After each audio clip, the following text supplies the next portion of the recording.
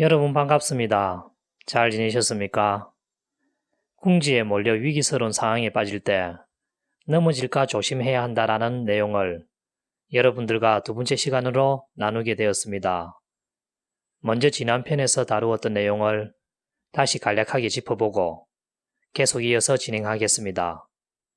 아브라함에게 자식을 준다고 하나님이 약속하셨는데 그러나 오랫동안 하나님이 아브라함에게 자식을 주지 않으니까 아브라함도 사레도 하나님의 약속을 기다리기가 지쳤는지 하나님의 약속을 믿고 기다리다간 자식을 보지도 못하고 늙어서 인생을 마감하겠다라는 위기감을 느끼고 있었습니다. 그래서 사레가 자신의 젊은 여종을 통하여 아들을 낳아 우리의 후손을 이어나가자라고 아브라함에게 제안을 하였고 아브라함은 사레의 제안을 받아들여서 여종 하갈을 취하여 86세에 이스마엘이라는 아들을 낳게 되었습니다. 이 모든 아브라함과 사레의 행위 속에서는 이런 무언의 불신앙의 모습과 생각이 들어 있습니다. 어떤 생각과 모습이냐 하면은 하나님을 믿고 기다리다간 자식도 못 보고 인생을 마감할 것 같으니까 하나님의 그 약속 더 이상 믿지 말자. 그냥 하나님을 믿고 기다리는 것 그만두고 즉 하나님의 방법으로 자식을 가지는 것 그만두고 차라리 우리의 방법으로 우리의 노력과 계산과 지혜로서 스스로 자식을 가지자라는 하나님을 믿는 믿음을 버리는 불신앙의 사고가 그 행위에는 들어있었던 것이죠. 그래서 불신앙과 인간의 방법과 인간의 계산과 인간의 노력으로 태어난 이스마엘이라는 인물은 불신앙과 인간의 계산, 인간의 노력, 육체의 방법이라는 상징이 되었습니다. 반대로 한낱 얄팍한 인간의 계산과 인간의 노력이 아닌 하나님을 믿는 신앙을 따라 하나님의 방법으로 하나님의 은혜를 따라 태어난 이삭이라는 인물은 신앙과 하나님의 방법과 하나님의 은혜라는 상징이 되어버렸습니다. 이런 하나님의 방법과 하나님의 은혜의 결과물들은 하나님이 사람들에게 믿을 수 있는 근거인 약속과 축복의 은혜를 베푸시고 그 축복의 은혜와 약속을 받은 사람들은 그 약속과 축복의 은혜에 자신의 믿음을 합할 때에 만들어지는 작품들입니다. 즉 하나님과 그 하나님을 믿는 사람들의 믿음의 협력으로 나타나는 결과물이죠. 사슬이 길었는데요. 이제 출애굽하여 홍해 앞에 이르러 위기의 상황 속에 빠졌던 이스라엘 백성들의 이야기를 해보겠습니다. 이스라엘 백성들이 하나님과 모세를 따라 애굽을 빠져나와 홍해 앞에 이르렀을 때에 앞에는 홍해가 이스라엘 백성들을 가로막고 있었고 뒤에는 복수심에 가득 찬 칼과 창과 마병을 가진 바로의 군대들이 이스라엘 백성들을 추격하여 달려와 이스라엘 백성들을 에워싸고 있었습니다. 한마디로 진퇴양난의 어쩔 수 없이 죽을 수밖에 없는 위기스러운 상황과 환경에 이스라엘 백성들이 빠진 것이죠. 이런 일은 다 이스라엘 백성들이 하나님과 모세를 따라갔기 때문에 당한 일이었습니다. 이런 위기 속에서 이스라엘 백성들은 스스로 그 위기를 해결할 능력도 없었습니다. 자기들의 목숨을 빼앗으려고 달려온 애굽의 군대들은 창과 칼과 활과 전쟁을 위해 조직한 마병들이 있었지만은 이스라엘 백성들이 가진 것이라고는 농기구 같은 것이 전부였을 것입니다.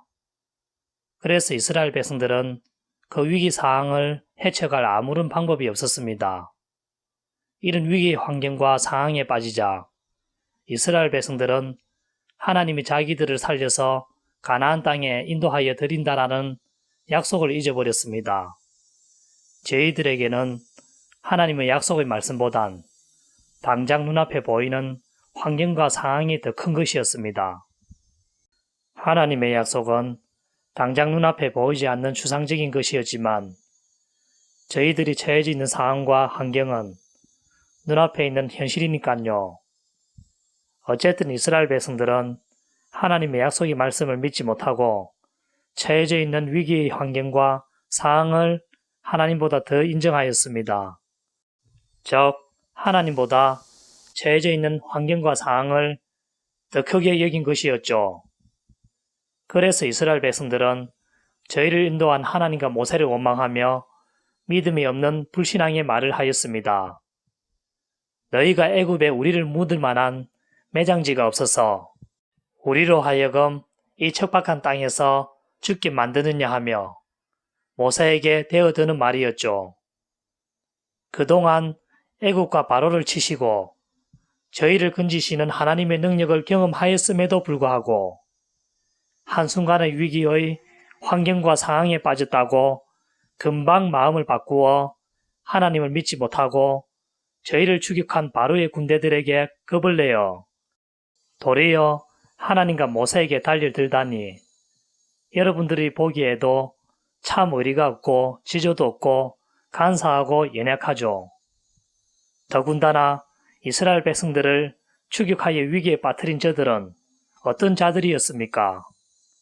불과 얼마 전에 이스라엘 백성들을 안 보낸다고 하나님께 두들겨 맞고 처참하게 작살난 존재가 아니었습니까?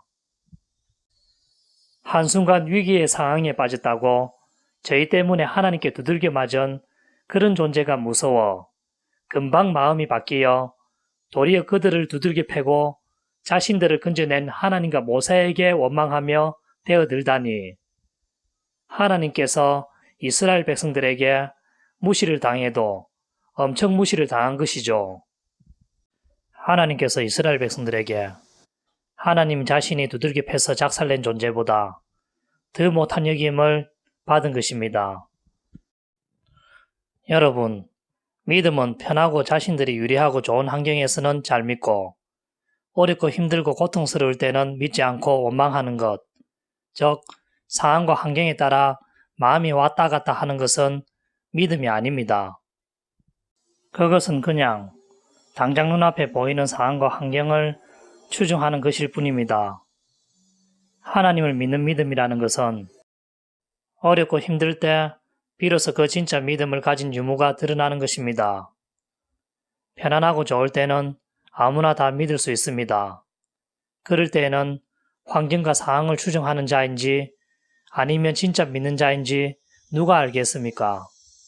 근데 어려울 때는, 힘들 때는 그 믿음의 유무가 드러나는 법이죠. 여러분들은 어려운 상황과 환경을 당해도 그럴 때 도리어 상황과 환경보다 더 크신 하나님께 믿음을 보이시는 여러분들이 되기를 원합니다.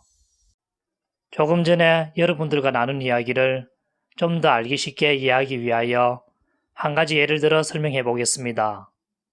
아브라함과 사레에게 하나님이 자식을 주신다고 약속하셨는데 그 약속을 받은 아브라함과 사레가 얼마든지 아이를 가질 가능성이 있는 젊은 나이와 젊은 몸을 가지고 있을 때는 비록 사레가 아이를 낳지 못하나 아직은 나이가 젊어 아이를 생산할 가능성이 조금이라도 있는 상황이니 그 상황을 볼 때에 하나님의 말씀이 충분히 가능하다 하며 분명 그 약속을 믿고 이루기를 기대하고 있었을 겁니다.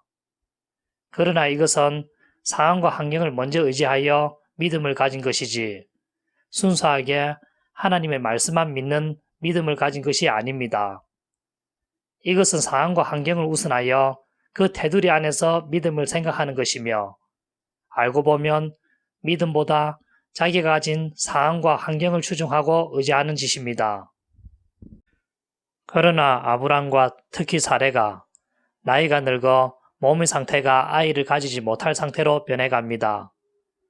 이렇게 되니 아이를 낳을 조금의 가능성도 아브람과 사레에겐 사라져버렸습니다. 이렇게 아이를 가질 수 있는 조금의 가능성도 사라진 상황으로 변하니 그만 하나님의 자식을 주신다라는 약속을 믿는 믿음을 아브람과 사레가 버려버렸고 다른 얄팍한 인간적인 방법을 찾은 것입니다. 여러분, 하나님의 말씀을 상황에 비추어 계산해 볼 때 상황적으로도 이룰 가능성이 있을 때는 어느 누구도 아멘하며 다 믿을 수 있습니다. 이것은 어쩌면 환경적으로도 가능성이 있으니까 하나님의 말씀을 믿는 것일 수도 있고 깨놓고 보면 하나님의 말씀보단 환경과 상황을 믿는 것일 수도 있습니다. 왜냐하면 상황과 환경을 의지하여 하나님의 말씀을 믿는 것이니까요. 그러나 하나님의 말씀의 실현 가능성의 상황이 완전히 사라져 없어지고 아무리 계산을 해봐도 도무지 말씀이 이룰 수 없게 보이는 도무지 불가능한 상황에서는 아무나 그 하나님의 말씀을 믿을 수가 없습니다. 그때는 진짜 믿는 자만이 믿을 수가 있습니다. 여러분, 믿지 못할 상황에서도 믿는 여러분들이 되시어 자신의 믿음이 상황에 따라 왔다 갔다 하는 사람이 되지 않기를 바랍니다. 환경과 상황보다 하나님의 말씀이 더 큰 것임을 고백하시는 여러분들이 되기를 원합니다.